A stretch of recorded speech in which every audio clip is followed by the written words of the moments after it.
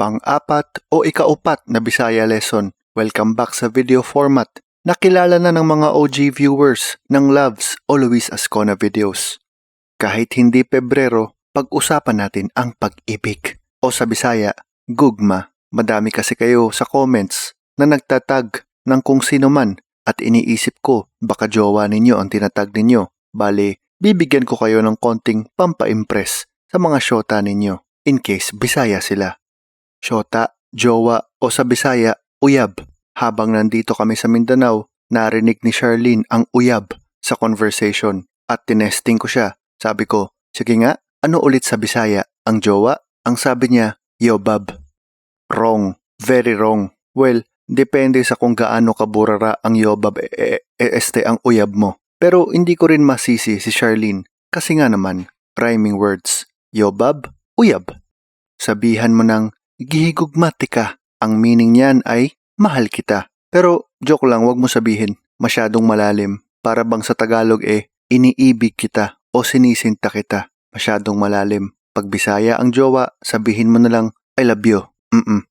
Modern na kasi ngayon boy. Dati pag nanliligaw, ipinagsisibak ng kahoy ng lalaki si babae. Ngayon parang kakaiba na kapag ginawa mo yan. Baka bayaran ka ng magulang niya pagtapos mo magsibak. Chat mo na lang muna. O sa Bisaya, chati.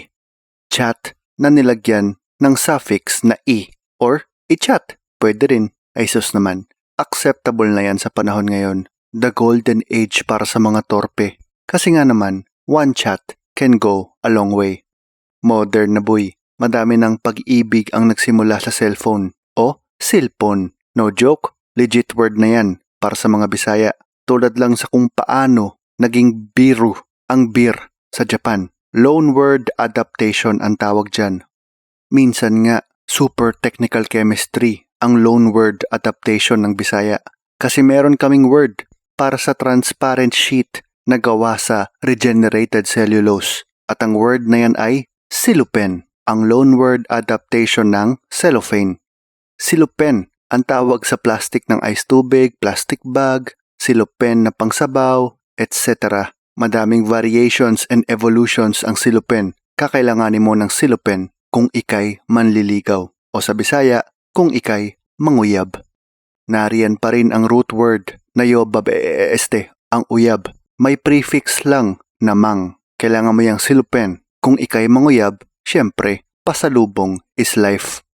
Pasalubong para sa kanya at para sa kanyang parents. O sa Bisaya, ginikanan. Ito ang halimbawa ng pangatlong uri ng affix. Hindi prefix, hindi suffix, kundi infix o nasa gitna ng root word. Ang root word kasi ng ginikanan ay gikan o pinagmulan kasi 'di ba nagmula ka sa magulang mo. Kaya gikan sa magulang equals ginikanan. Pero tandaan mo yung root word na gikan dahil madaming beses mo yung maririnig kung sakaling kayo ay magkatuluyan. For example, pwede kang tanungin, asa ka gikan?